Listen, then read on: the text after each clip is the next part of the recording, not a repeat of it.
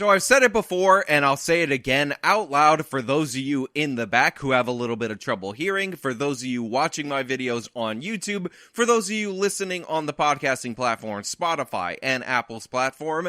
Crime drives poverty, not the other way around. I know people know that crime correlates with poverty, therefore they think that we need to arrest poverty because that's the root cause of crime, but this is not the case. In reality, letting crime go unchecked is the worst thing you can do for the poor communities in the United States, and we have examples and data that proves this time and time again. And what we're going to do in today's video is actually go over this phenomenon in a general sense, but focus on something that I brought up particularly in Starbucks based on my knowledge of how crime actually works and based on them biting the bullet and going in on declaring their own store employee racist when in reality they did nothing wrong. But before we get into this video is sponsored. I'm going to toss it over to the sponsor and then we'll discuss this on the other side. Check this out. Noble Gold, one of the most loyal sponsors to this channel, has just been rated by Consumer Affairs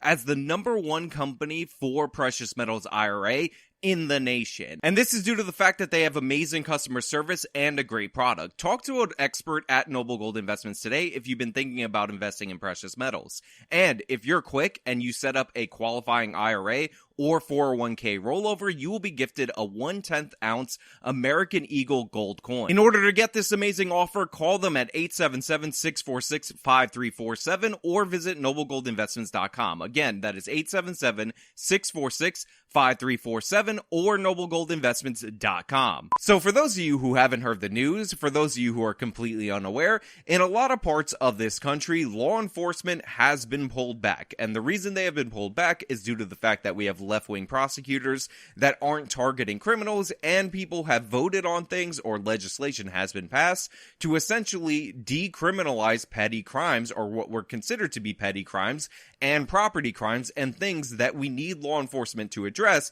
in order for us to have a functioning society. This is one of the reasons why there are so many viral shoplifting videos going on across the country, because criminals know that they can steal as much as they want, they won't be held in jail, they will be released automatically, and oftentimes they won't even be prosecuted as long as they steal under $1,000 worth of merchandise. This is something that we've dealt with in the past. This is one of the reasons why retail theft was actually considered a different level of theft. Retail stores have actually united in the past to share databases on the common thieves that they've dealt with, and even though it would cost you more money to take the day off to prosecute somebody, the fact that these people are ongoing thieves and they hit up a bunch of stores, this was considered worth it, so there was a commitment to show up to court to testify against the people that are looting our stores across the country. This is already something that was a problem in the country, and our nation already dealt with it. The store owners responded, and yet we're backpedaling because, God forbid, we criminalize poverty. I don't know if you know this, but the people that are stealing all this merchandise,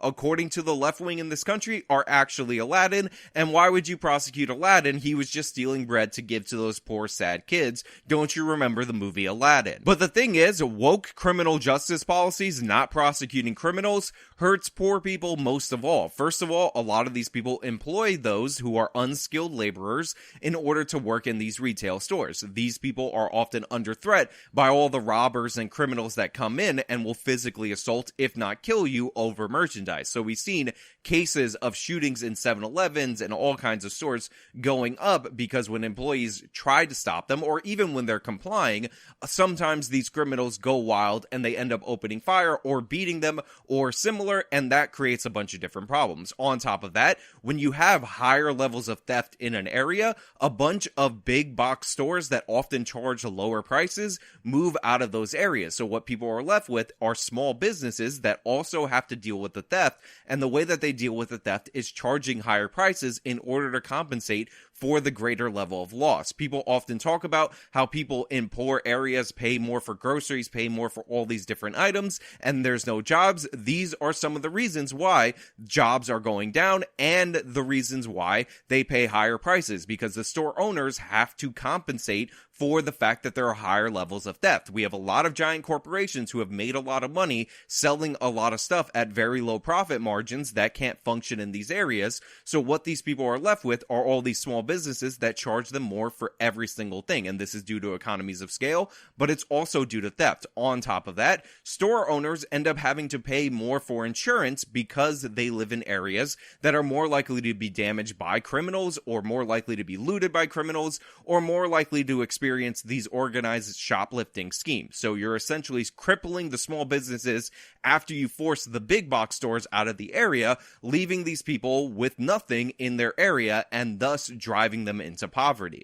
It's one of the nation's most iconic brands, and now in some of the country's biggest cities, Starbucks will close stores. Though it's only 16 locations in regions like Los Angeles, Seattle, Portland, and Washington, D.C. So this idea that you should just let people steal as much as they want, you should not arrest them, you should not charge them, you should release them automatically, treat them with kid gloves in order to protect the poor, actually hurts people in poverty in the United States and everywhere where these kind of policies are allowed more than anyone else. If you want a good anti-poverty program, the first thing you need to do is secure property rights. The first thing you need to do is get these criminals off the streets that are violating the property rights of others, so that way the cost of insurance, the cost of opening a store, and thus the cost of goods can ultimately end up going down. That way stores won't have to relocate out of the area to places with sensible criminal justice policy, and people can have jobs in their areas and not have large commutes. That way you don't end up with a large population of unemployed people in the area that are driven into poverty by these criminals. But there's actually stupider policies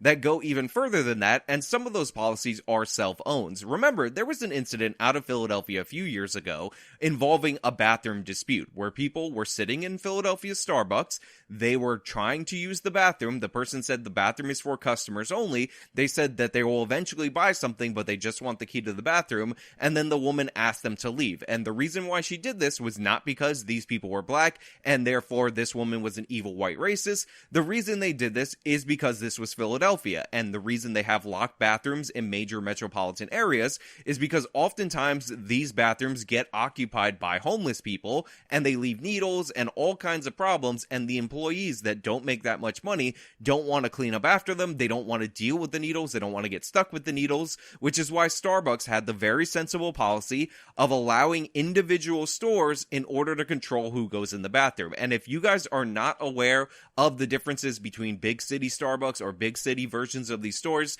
and what goes on in more rural areas or less populated areas, let me break it down, because I actually went to school in Manhattan, but I also spent some time in Long Island, so I know that there are different retailers, different stores that have locks on their bathrooms and codes that you need to get from the receipt due to the fact that there's more foot traffic, more homeless people, and more risk in those areas. Typically, if you are in a place that doesn't have a lot of foot traffic, that people primarily do the drive-through, then they don't care enough to secure the bathroom in this way, which is why it was sensible to make this an individual store policy. However, after the fake racism incident, after the CEO of Starbucks, Howard Schultz, decided to side with the people who weren't paying, who were actually causing problems for his employee, they ended up saying Starbucks nationwide would allow their bathrooms to be 100% open to everybody, and we're seeing the consequences of that in the store closures due to safety concerns, specifically revolving around the bathrooms. And by the way, this is something that I called way back when. Let's go into the time machine in terms of Starbucks and what would be the result of this policy. The closures are making headlines because the coffee giant is citing safety concerns. Now, to be clear, the company is not just citing safety concerns. The company is not just stating this. These are all, according to their numbers, profitable locations. So this isn't even a situation where theft is the main issue, because in reality, in Starbucks, there's not a lot of stuff to shoplift like there is in Walgreens or other stores that are experiencing these problems. This is solely due to the fact that people are coming into the stores and causing problems for the employees. People are camping in the bathrooms that are now open to everybody and attacking other people who try to use the bathrooms, or not leaving when the store owners ask them, or the franchise owner or the employees ask them. This is a problem created by the policy based on biting on that phony racism story back in Philadelphia, and these are the predictable results, and this is why I predicted these results. We have to provide a safe environment for our people and our customers. and the mental health crisis in the country is severe, acute, and getting worse. So what's funny about Howard Schultz is that he is a left-winger through and through. So now he's talking about how the mental health crisis is severe, acute, and it's getting worse. No, it's not. The crime crisis is severe, acute, and it's getting worse. Because if you notice, all the cities that are outlined are the cities that have pulled back the police, have crappy district attorneys, don't enforce the laws, and that's why even in these profitable locations, these stores need to close. So it is not a mental health issue. There are people who are not mentally well across the country. The problems are focused in these blue cities based on the policies implemented by these blue city politicians. Starbucks now telling employees it'll offer additional safety training to de-escalate situations and could close restrooms. So now Starbucks is saying that they're going to offer the additional training for their employees, but the key crucial point in there, what I exactly predicted, is that they were going to close restrooms. And the reason they're doing this is because the policy of letting the individual stores choose who goes into the bathroom or choose their own bathroom policy was sensible, it was logical, it made sense, but because of allegations that Starbucks was evil white racist based on race grifters who were asked to leave, asked to get out of the store, were told that they were going to be arrested for trespassing if they didn't leave the store, decided to get arrested anyway. Somehow that produced a change in Starbucks corporate in order to make their locations less safe for all their employees. I'm disappointed to see Starbucks, or for that matter, any commercial engagement give up. But Starbucks is hardly alone. After brazen thieves ransacked local retailers in San Francisco, Walgreens and Safeway closed stores or adjusted hours. It's a scary situation, a scary time. And again, the problems of crime, the problems of rampant criminality going unprosecuted are not just contained to Starbucks. As pointed out by this new segment, you have Walgreens closing locations. You have 7-Eleven very worried because there's been a string of shootings at their locations due to the robberies that are going on.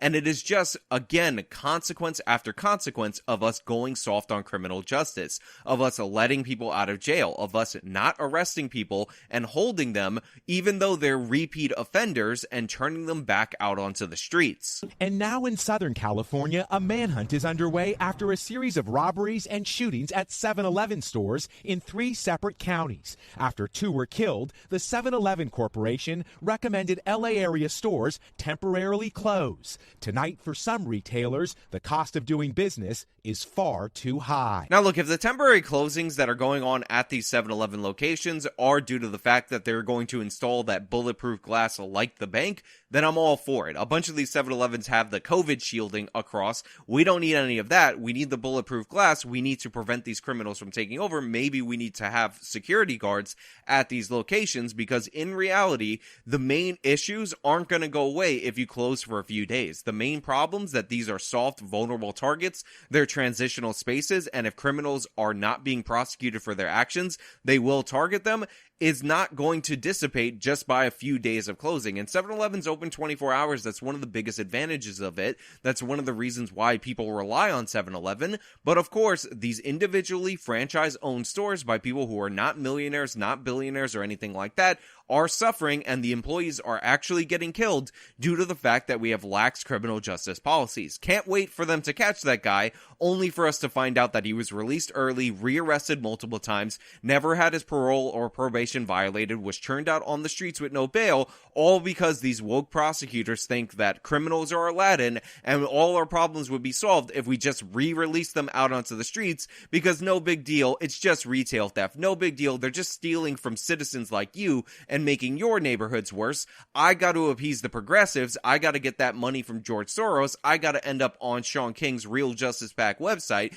because woke criminal justice is in vogue at the moment. Look, the reason I'm focusing on crime trends and individual stories a lot more on this channel is because this matters. This has an impact. It's not just measured in the dollar amounts that are stolen, although that is crucial and important, and it is something that we should be concerned about, despite all these lefty propaganda saying it's just property. It also costs people's lives, but it also costs people's livelihoods. It costs people their neighborhoods, because as we turn over good areas to criminals, that makes us all poorer as a society, and the people that this is allegedly designed to help are the most negatively impacted by these situations. If you live in a poor area and people refuse to invest in that area because of the fact that they have higher rates of crime, a police force that has been disempowered by a woke district attorney, you are not going to be better off overall. The only people that benefit are the criminals. The only people that benefit are the Democratic Party politicians that are getting all this money from outside groups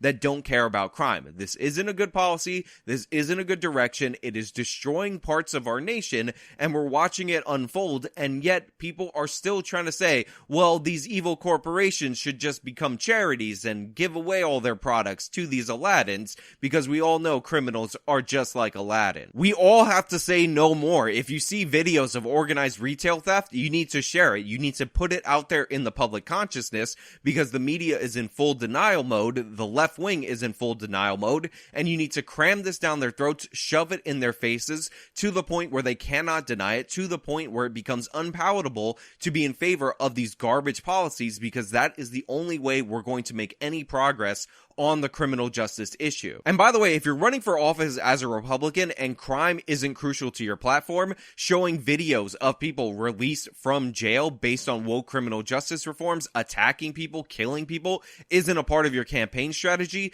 then what are you doing? Not only is it a winning strategy, and therefore it would actually get you elected, but it's actually a crucial issue to everyday Americans, and it would better the lives of everybody if we went back to a more tough on crime approach. But hey, those are just my thoughts. Let me know your thoughts down in the comments below. If you like the video, show me by leaving a like, subscribe for more content, follow me on all my social media, support me via the support links in the description box of this video. This has been me talking about crime going crazy and Starbucks faltering due to their own policies. Till next time.